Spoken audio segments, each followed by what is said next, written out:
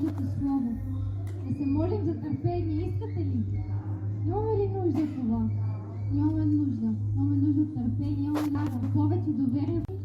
Ти да изцелиш, да възстановиш всички болни. Моля те ти да помогнеш да се възстанови всяка една болна душа. Моля те, Господи, за Митко. Ти знаеш, че той е в интензивното. Моля те ти да му помогнеш. Моля те да ръководиш лекарите, да го вдигнеш на крака, да може отново да говори и да се върне при своите близки. Моля те, Господи, да помогнеш на Леля Ели. Моля те, Господи, да докоснеш нейните очи, за да може тя да вижда добре. Моля те, когато ще дойдат нейните изследвания, те да са сполучливи. Моля те, Боже, погрижи се за нея. Погрижи се за всяко едно сърце. За всяко болно от греха сърце дай изцеление. Моля те ти да върнеш сина на нашата сестра отново от Германия и той да бъде със семейството си. Моля те да благословиш цялото им семейство и да вземеш проблемите в твоите ръце и да ги разрешиш според твоята воля.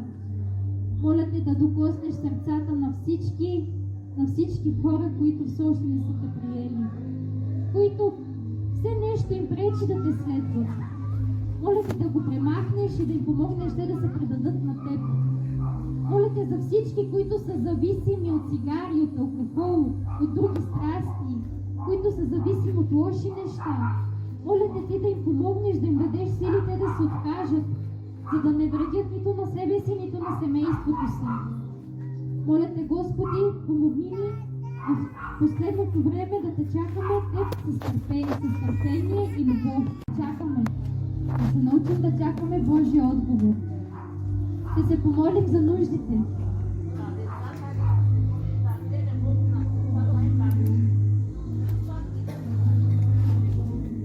Ще се молим за всички деца.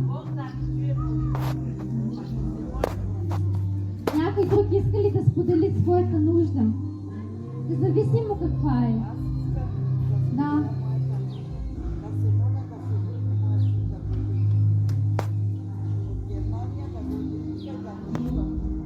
Амин. Ще молим за това.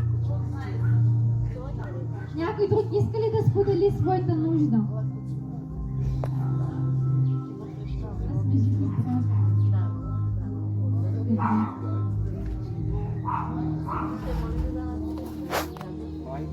Да се помолим. Добре, тогава който може, нека да се изправи, който има възможност, който няма, нека да не става. Който има възможност и ще се помолим. Скъпи Татко, благодарим ти, че ти досега си отговорил на нашите молитви. Благодаря ти, че си ни давал това, което искаме и че си ни предпазвал от по-лоши неща. Благодаря ти, че ти виждаш бъдещето и ти виждаш какво ще ни нарани. Ти виждаш какво би ни причинило зло и ни предпазваш от него още сега. Моля те, научи ни да ти се доверяваме. Моля те, научи ни да бъдем търпеливи, докато чакаме да отговаряш на нашите молитви. Моля те, научи ни да ти вярваме, независимо какво се случва в живота ни. Помогни огъня в